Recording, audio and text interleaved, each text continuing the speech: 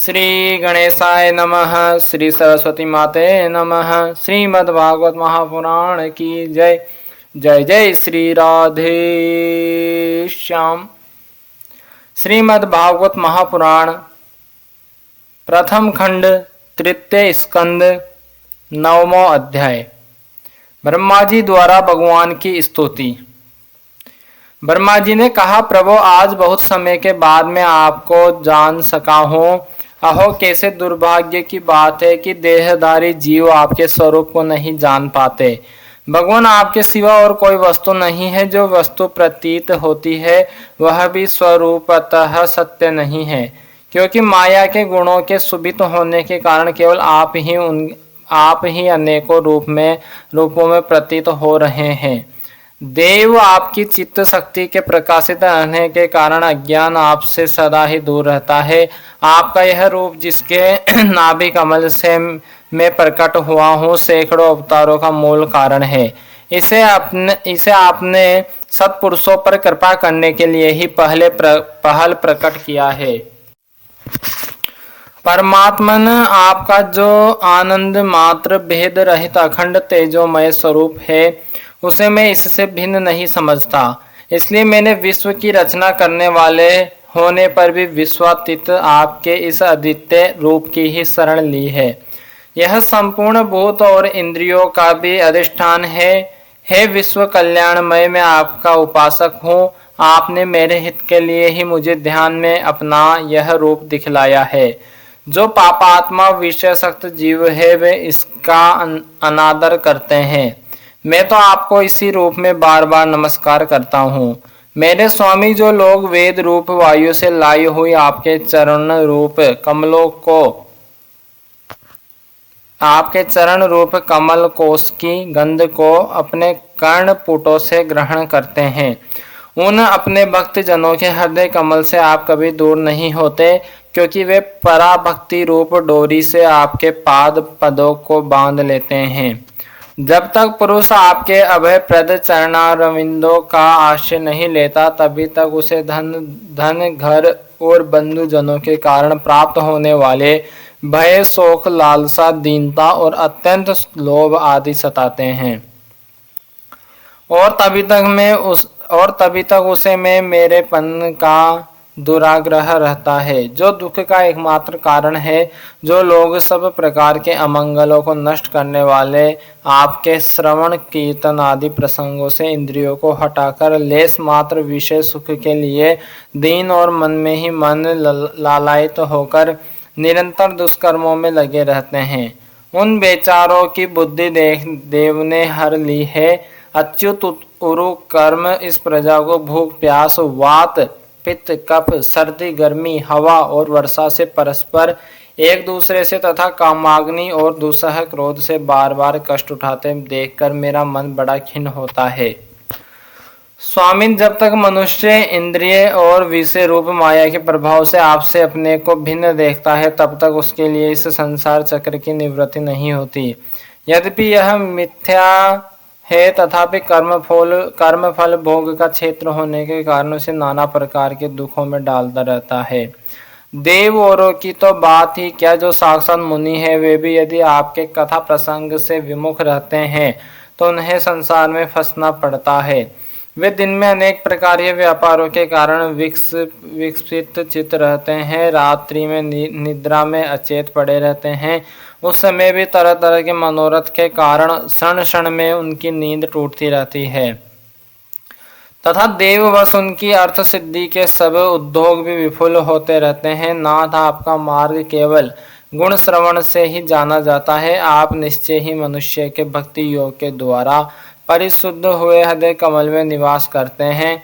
पुण्य श्लोक प्रभो, आपके भक्त जन जिस जिस भावना से आपका चिंतन करते हैं उन साधु पुरुषों पर अनुग्रह करने के लिए आप वही रूप धारण कर लेते हैं।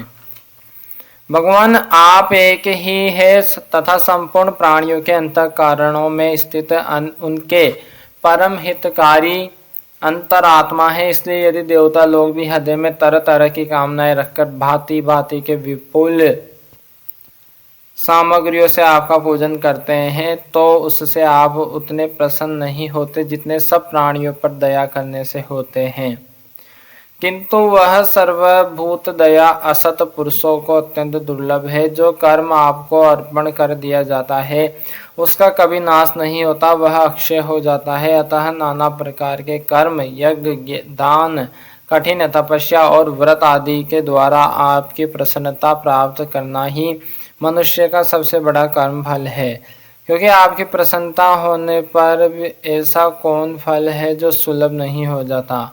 आप सर्वदा अपने स्वरूप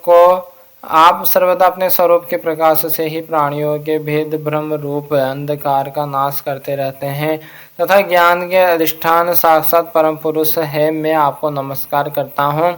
संसार की उत्पत्ति, स्थिति और संहार के निमित्त से जो माया की लीला होती है वह आपका ही खेल है तथा आप परमेश्वर को भी मैं बार बार नमस्कार करता हूँ।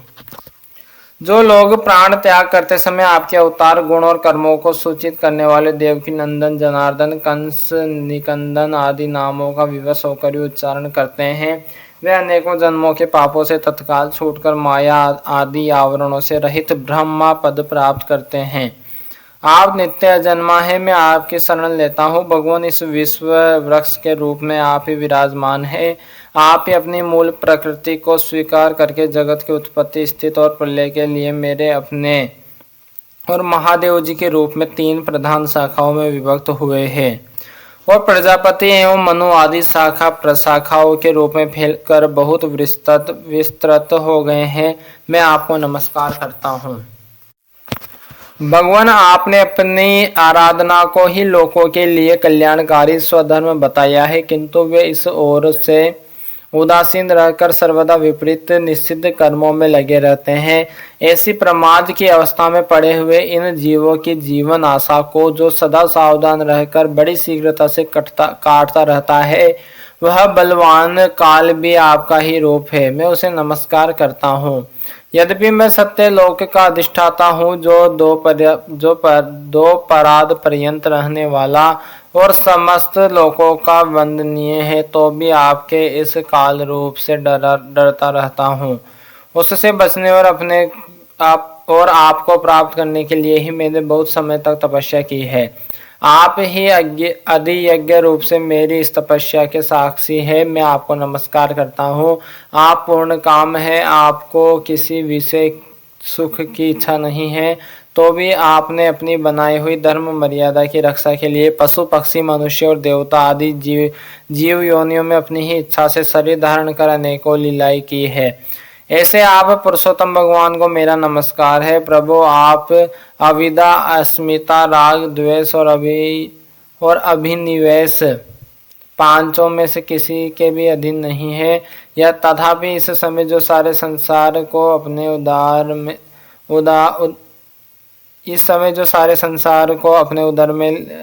उदर में लीन कर भयंकर तरंग मालाओं से विशुद्ध प्रलयकालीन जल में अनंत विग्रह की कोमल सैया पर शयन कर रहे हैं, वह पूर्व कल्प की कर्म परंपरा से श्रमित हुए जीवों को विश्राम देने के लिए ही है। आपके नाभि कमल रूप भवन से मेरा जन्म हुआ है। यह संपूर्ण विश्व आपके उदर में समाया हुआ है। आपकी कृपा से ही मैं इस त्रिलोकी का रचना रूप उपकार में प्रवृत्त हुआ हूँ। इस समय योग निद्रा का अंत हो जाने के कारण आपके नेत्र कमल विकसित हो रहे हैं। आपको मेरा नमस्कार है। आप संपूर्ण जगत के एकमात्र सुहृद और आत्मा है तथा शरणागतों पर कृपा करने वाले। अतः अपने जिस ज्ञान और ऐश्वर्य से आप विश्व को आनंदित करते हैं, उसी से मेरी बुद्धि को भी युक्त करे, जिससे मैं पूर्व कल्प के समान इस समय भी जगत की रचना कर सकूं। आप भक्त वांछा कल्प तरु है।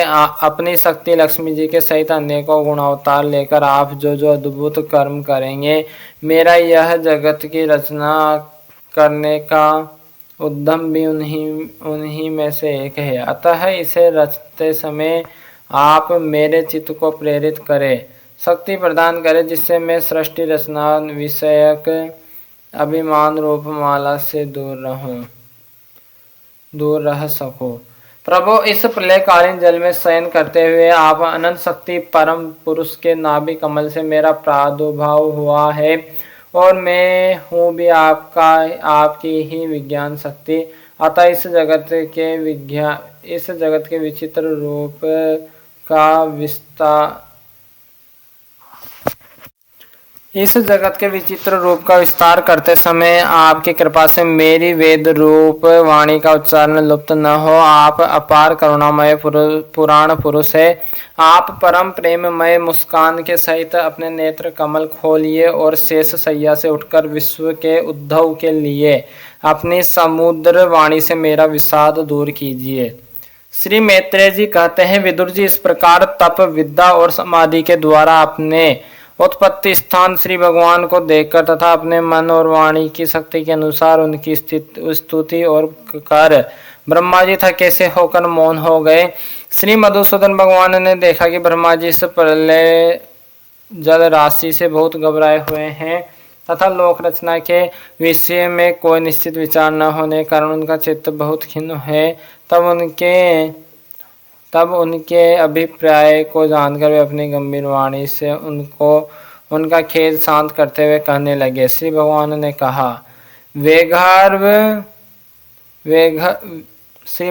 कहा, वेद गर्भ, तुम विषाद के वशीभूत हो, आलस्य न करो, सृष्टि रचना के उद्यम में तत्पर हो जाओ। तुम मुझसे जो कुछ चाहते हो उसे तो मैं पहले ही कर चुका हूँ। तुम एक बार फिर तप और भागवत ज्ञान का अनुष्ठान करो। उनके द्वारा तुम सब लोगों को स्पष्टतया अपने अंतःकरण में देखोगे। फिर भक्ति युक्त और समाहित चित्त होकर तुम संपूर्ण लोक और अपने में मुझको व्याप्त देखोगे तथा मुझ में संपूर्ण लोक और अपने आप को देखोगे। जिस समय जीव काष्ठ में व्याप्त अग्नि के समान समस्त भूतों में मुझे ही स्थित देखता है, उसी समय वह अपने अज्ञान रूप मल से मुक्त हो जाता है। जब वह अपने को भूत, इंद्रिय, गुण और अंतकरण से रहित तथा स्वरूप भूत मुझसे अभिन्न देखता है, तब मोक्ष पद प्राप्ति कर लेता है। ब्रह्मा जी नाना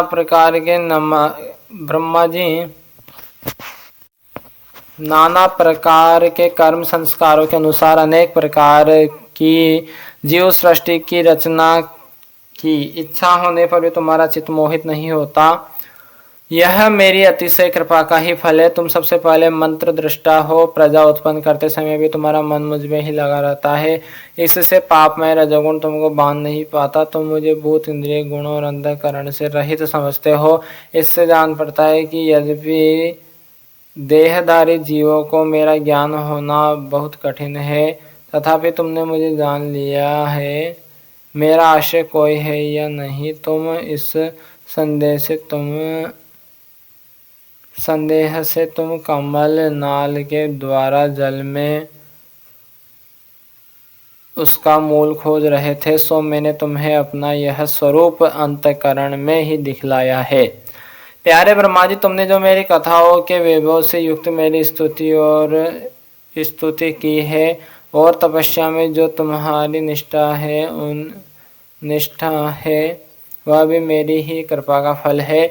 लोक रचना की इच्छा से तुमने सगुण प्रतीत होने पर भी जो निर्गुण रूप से मेरा वर्णन करते हुए स्तुति की है, उससे मैं बहुत प्रसन्न हो। तुम्हारा कल्याण हो। मैं समस्त कामनाओं और मनोरथों की पूर्ण करने में समर्थ हूँ।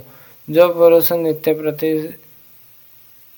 नित्य प्रति से स्तोत्र द्वारा स्तुति करके मेरा भजन करेगा, उस पर मैं शीघ्र ही प्रसन्न हो जाऊंगा।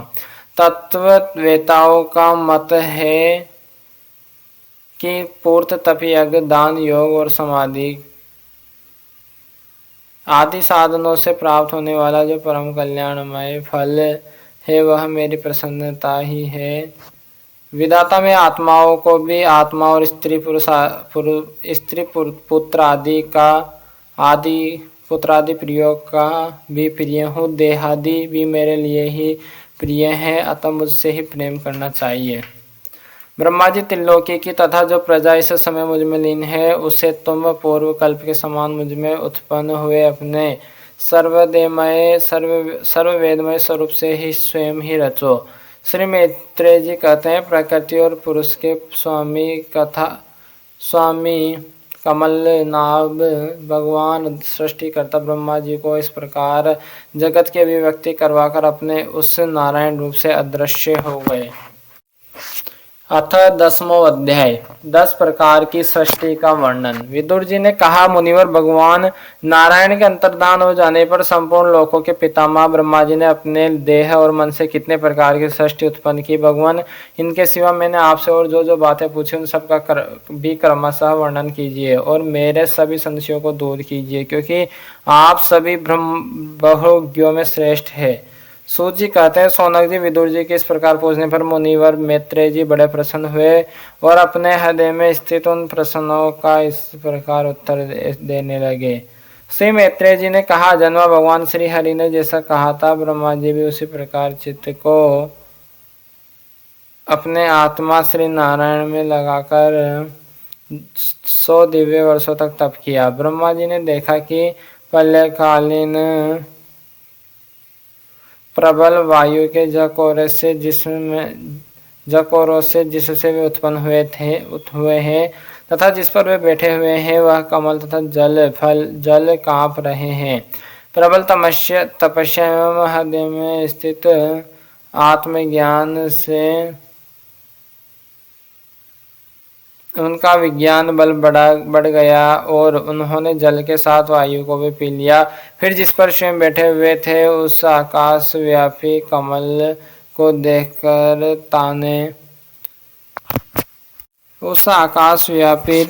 देखकर उन्होंने विचार किया कि पूर्व कल्प में लीन हुए लोकों को मैं इसी से रचूंगा। तब भगवान के द्वारा सृष्टि कार्य में नियुक्त ब्रह्मा जी ने उस कमल कोश में प्रवेश किया और उस एकाएक ही भूभुवस्व ये 3 भाग किए। यद्यपि वह कमल इतना बड़ा था कि उसके 14 भुवन या इससे भी अधिक लोकों के रूप में विभाग किया जा सकते थे। जीवों के भोग स्थान के रूप में इन्हीं 3 लोकों का शास्त्र में वर्णन हुआ है। जो निष्काम कर्म करने वाले हैं, उन्हें महातप जन और सत्य लोक रूप ब्रह्मा लोक की प्राप्ति होती है। विदुर जी ने कहा, ब्राह्मण, आपने अद्भुत कर्मा विश्वरूप श्री हरि की जिस काल नामक शक्ति की बात कही थी, प्रभु उसका कृपया पुस्तक विस्तार पूर्वक वर्णन कीजिए। श्री मैत्रेय जी ने कहा, विषय का रूपांतर बदलना ही काल का आकार है। स्वयं तो वह निर्विशेष अनादि और अनंत है। उसी को निमित्त बनाकर भगवान खेल खेल में अपने आप को ही सृष्टि के रूप में प्रकट करते हैं। पहले यह सारा विश्व भगवान की माया से लीन होकर ब्रह्मा रूप से स्थित था। उसी को अव्यक्ति मूर्ति काल के द्वारा भगवान ने पुनः पृथक रूप से प्रकट किया है। यह जगत जैसा अब है वैसा ही पहले था और भविष्य में भी वैसा ही रहेगा। इसकी सृष्टि 9 प्रकार की होती है और इसका प्रलयकाल द्रव्य तथा गुणों के द्वारा 3 प्रकार से होती है। अब पहले मैं 10 प्रकार की सृष्टि का वर्णन करता हूँ। पहली सृष्टि महतत्व की है। भगवान की प्रेरणा से सत्वादि गुणों में विषमता होना ही इस का स्वरूप है। दूसरी सृष्टि अहंकारिक है, जिससे पृथ्वी आदि पंचभूत एवं ज्ञानेन्द्रिय और कर्मेंद्रियों की उत्पत्ति होती है। तीसरी सृष्टि भूसर्ग है, जिसमें 5 महाभूतों को उत्पन्न करने वाला तन्मात्र वर्ग रहता है। चौथी सृष्टि इंद्रियों की है, यह ज्ञान और क्रिया शक्ति से संपन्न होती है। 5वां सृष्टि सात्विक अहंकार से उत्पन्न हुई इंद्रिय अधिष्ठाता देवताओं की है। मन भी इसी सृष्टि के अंतर्गत है। छठी सृष्टि अविद्या की है, इसमें तमस्त्री अंध तामिस्त्र, तम, मोह और महामोह, ये 5 गांठें हैं। यह जीवों की बुद्धि का आवरण और विक्षेप करने वाली है। ये 6 प्राकृत सृष्टियां हैं। अब वैकृत सृष्टियों का विवरण सुनो। जो भगवान अपना चिंतन करने वालों के समस्त दुखों को हर लेते हैं। यह सारी लीला उन्हीं श्री हरि को की ही वे ही ब्रह्मा के रूप में रजोगुण को स्वीकार करके रज जगत की रचना करते हैं। 6 प्रकार की प्राकृत सृष्टियों के 6 प्रकार के स्थावर वृक्षों की 6 प्रकार की प्राकृत सृष्टियों के बाद 7वीं प्रधान वैकृत सृष्टि इन 6 प्रकार के स्थावर वृक्षों की होती है।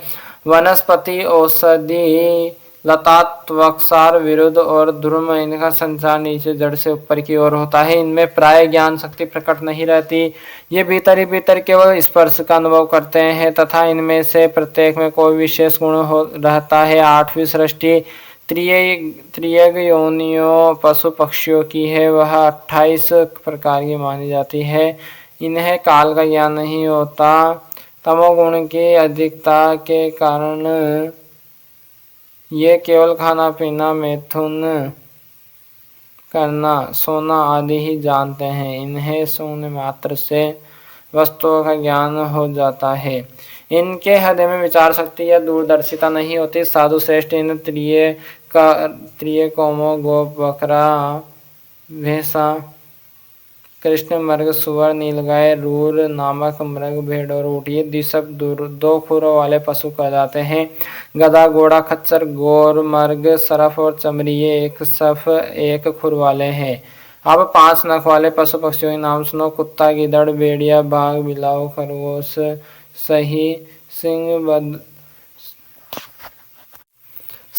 बंदर, हाथी, कछुआ, गोह और मगर आदि पशु है। कंक, बगुला, गिद्ध, बटेर, बाज, बास, बल्लुक, मोर, हंस, सारस, चकवा, कौवा और उल्लू आदि उड़ने वाले जीव पक्षी कहलाते हैं।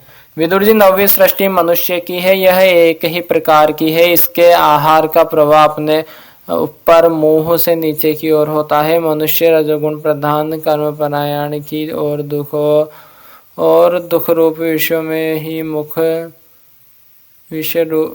में ही सुख मानने वाले होते हैं। स्थावर पशु पक्षी और मनुष्य, ये 3 प्रकार की सृष्टि तथा आगे कहा जाने वाला देवसर्ग वैकृत सृष्टि है। तथा जो महतत्वादि रूप वैकार की देवसर्ग है उसकी गणना पहले प्राकृत सृष्टि में की जा चुकी है। इनके अतिरिक्त सनत कुमार आदि ऋषियों का जो कौमार सर्ग है वह प्राकृत वैकृत दोनों प्रकार का है। देवता, पितर, असुर, गंधर्व, अप्सरा, यक्ष, राक्षस, सिद्ध, चारण, विद्याधर, भूत, प्रेत, पिशाच और किन्नर, किमपुरुष, अश्वमुख आदि पुरुष। वेद से देव सृष्टि 8 प्रकार की है। विदुर जी कहते हैं, इस प्रकार जगत कर्ता श्री ब्रह्मा जी की रची हुई यह 10 प्रकार की सृष्टि मैंने तुमसे कही। अब आगे मैं वंश और मनवंतर आदि का वर्णन करूंगा। इस प्रकार सृष्टि करने वाले सत्य संकल्प भगवान हरि ही ब्रह्मा के रूप से प्रत्येक कल्प के आदि में रजोगुण से व्याप्त होकर स्वयं ही जगत के रूप में अपनी ही रचना करते हैं। श्रीमद्भागवत महापुराण की जय। सभी श्रोतागण की जय। जय जय श्री राधे श्याम। सबको मिले से वृंदावन धाम।